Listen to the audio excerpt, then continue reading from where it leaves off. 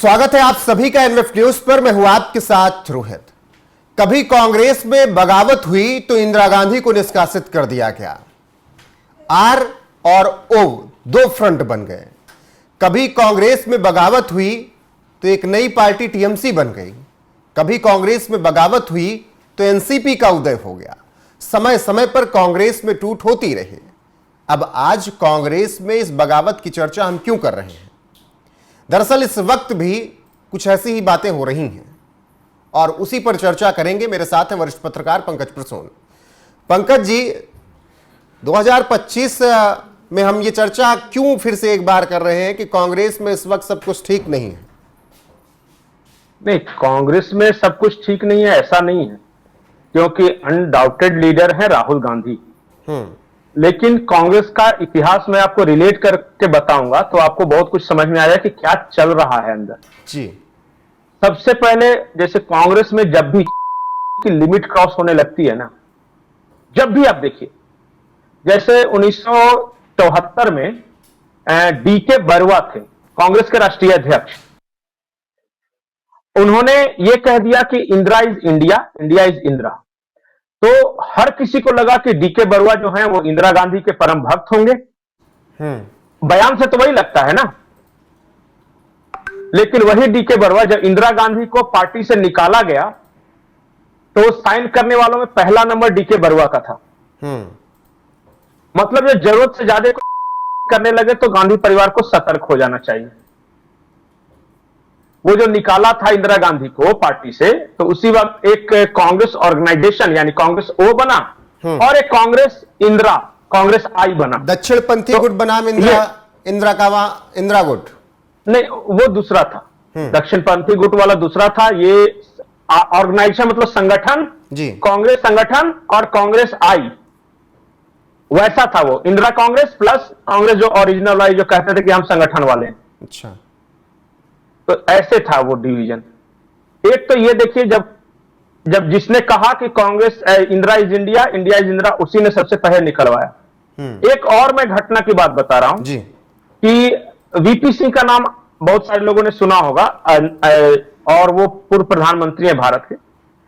जब इंदिरा गांधी के सामने वीपी सिंह खड़े हैं, ये 1982-83 की बात है, तो वीपी सिंह कहते हैं कि संजय गांधी की मौत के बाद की यह घटना है।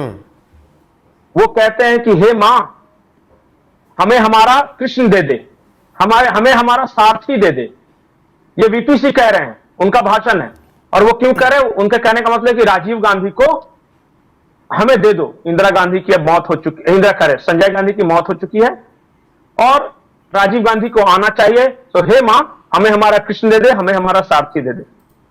उस घटना के महज 2-3 साल बाद इंदिरा गांधी की मौत होती है 83 में। उसके बाद वीपी सिंह बनते हैं राजीव गांधी सरकार में डिफेंस मिनिस्टर, और उसके बाद बोफोर्स के नाम पे गांधी परिवार की लगा देते हैं लंका। बिल्कुल। और बोफोर्स में तो ऐसा उन्होंने विरोध किया कि पर्ची लेकर घूमते थे चुनाव प्रचार में कि अगर ये पर्ची खोल दूंगा तो राजीव गांधी और कांग्रेस का पूरा काला चिट्ठा को खुल जाएगा।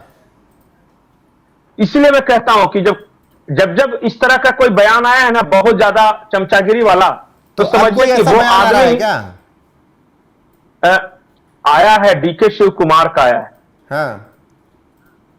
उन्होंने जैसे कि ये विधानसभा में खड़े होकर एक बार ऐसे कैजुअली आरएसएस के प्रार्थना की 3-4 पंक्तियां बोल दी। नमस्ते सदा वत्सले मातृभूमि त्वा हिंदू भूमि सुखम वर्दी। तो हम ये कह दिया उन्होंने, और कहा कि हमें पता है आपके प्रार्थना, आप लोग काम कर रहे हैं, पता है कहां स्कूल चला रहे हैं, कहां ये। इस बात को लेकर बहुत बड़ा हंगामा खड़ा हो गया। जब हंगामा खड़ा हुआ तो उसके डिफेंस में डीके शिव कुमार क्या बोलते हैं कि मैं जन्मजात कांग्रेसी हूं, कांग्रेस हमारे ब्लड में है और गांधी परिवार के लिए मैं अपनी जान दे सकता हूं। जैसे ये कोई बोले ना कि अपनी जान दे सकता हूं, समझ जाना चाहिए कि कुछ ना कुछ गड़बड़ है, मामला गड़बड़। और परिस्थितियां भी तो उसी तरह के है ना। जैसे सिद्धारामैया से उनके पट नहीं रही है, उन्होंने कई बार मिलने की कोशिश की, राहुल गांधी उनसे मिल नहीं रहे हैं। दिल्ली भी एक बार आके वापस लौट गए हैं। और जब इतना आहत व्यक्ति जब कहे ना कि अब मैं जान दे दूंगा, तो समझिए कि जान देगा नहीं, वो ले लेगा किसी न किसी की। और सिचुएशन में उसी तरह का है कि देखिए, जब इंदिरा गांधी के समय बोले थे वीपी सिंह, तो इंदिरा गांधी उस वक्त प्रधानमंत्री, हाँ उस वक्त तक बन गई थी वो प्रधानमंत्री, लेकिन वीक फेज से लौट के वो बनी थी। जब संजय गांधी मरे तो संजय गांधी कोई पोजीशन पे नहीं थे, लेकिन पूरा वो चलता था कांग्रेस के अंदर, उन्हीं का सिक्का। संजय गांधी का आज भी राहुल, हाँ आज भी राहुल गांधी किसी पोजीशन पे नहीं है, लेकिन राहुल गांधी का पूरा सिक्का चलता है। वो राष्ट्रीय अध्यक्ष नहीं है, कोई पद नहीं है उनके पास, लेकिन कांग्रेस में जो राहुल गांधी ने बोल दिया वही ब्रह्मा की लकीर हो जाती।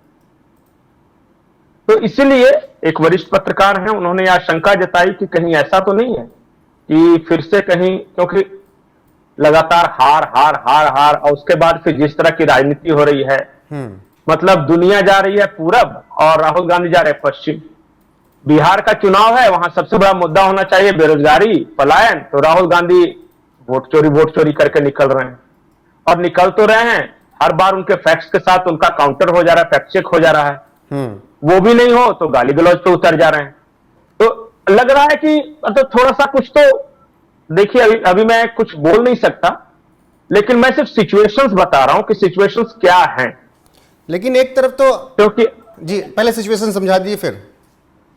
नहीं वही मैंने बता दिया कि जब भी इस तरह की सिचुएशन आई है कि बिना पद के सारा पावर किसी गांधी परिवार के सदस्य के पास रहा है, और जब जब उसकी खूब चमचागिरी हुई है तब तब कांग्रेस टूटी है।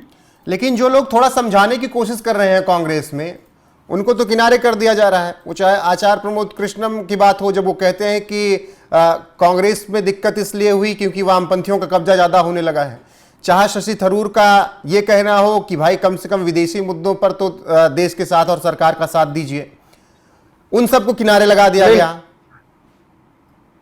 वामपंथी हो राहुल गांधी, करीब दक्षिणपंथी हो, मध्यम मार्गी हो, इससे फर्क नहीं पड़ता, लेकिन कम से कम वो जनता के बीच का। तो मैंने पॉडकास्ट में मैं ये बोल रहा हूं, से पूछा कि क्यों कांग्रेस की हालत नहीं, उन्होंने कहा कांग्रेस की दिक्कत नहीं है, मुसलमानों की प्रेमी ये भी दिक्कत नहीं है, दिक्कत ये है कि वामपंथी विचारधारा इन पर ज्यादा हावी हो रही है और यही इनके पतन का कारण बन रही है।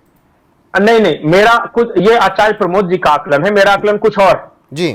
मेरा आकलन यह है कि चाहे वामपंथी करीब आए या दक्षिणपंथी करीब आए या कोई करीब आए, वो जनाधार वाला होना चाहिए। मेरा अफसोस इस बात को लेकर है कि राहुल गांधी के आसपास का कोई ऐसा नेता नहीं है जो कि चुनाव लड़ा हो या चुनाव जीतने की क्षमता रखता हो, कोई नहीं। पवन खेड़ा जिंदगी में कभी कोई चुनाव नहीं लड़ना, और लड़ना तो जमानत जब्त कराना। उसके बाद देखिए जयराम रमेश, कोई चुनाव नहीं लड़ना।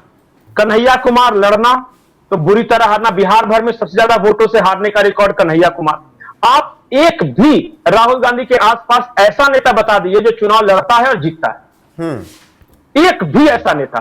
तो इससे कोई फर्क नहीं पड़ता कि आपकी विचारधारा क्या हो, जनता से आपका कनेक्ट है कि नहीं, इससे फर्क पड़ता है। और राहुल गांधी के आसपास ऐसे लोगों का जमावड़ा, जैसे केसी वेणुगोपाल, सबसे पावरफुल आदमी। केसी वेणुगोपाल को केरला में न चुनाव लड़ना है न जीतना, वो राज्यसभा की राजनीति करनी है, वो क्यों परेशान रहे कि जनता के बीच कैसी छवि रहेगी। और मैंने जिनका, ये सुप्रिया सिन्हा, एक बार लड़िए बलरामपुर से चुनाव, ऐतिहासिक जमानत जब्ती का कार्यक्रम चला उस चुनाव में, उसके बाद कभी नहीं लड़े और वो सबसे नजदीक है। तो राहुल गांधी के आसपास के लोग कौन है इसका महत्व रखता है। आपको कांग्रेस में कौन कौन चेहरा दिखता है? मल्लिकार्जुन खड़गे राज्यसभा सदस्य, राहुल गांधी एक, चलिए खड़े, उन्हीं के इर्द गिर्द की मैं बात कर, बाकी आसपास के कोई ऐसा आदमी बताइए कि जिसका जनता के बीच पकड़ है, वो चुनाव जीतता हो। बिल्कुल, जो भी उसी की लगातार बात होती थी, और जो कांग्रेस से गए वो यही कह रहे हैं कि जो अच्छी सलाह देने वाले हैं उनको दूर रखा जाता है, और जो केवल और केवल दिल्ली में बैठकर, इसी रूम में बैठकर सलाह देते हैं, उनकी बात ज्यादा सुन ली जाती है। नहीं, तो एक कारण है इसका कि जिसको जनता के बीच रहना है उसके पास समय कहां है, वो तो जनता के बीच रहेगा।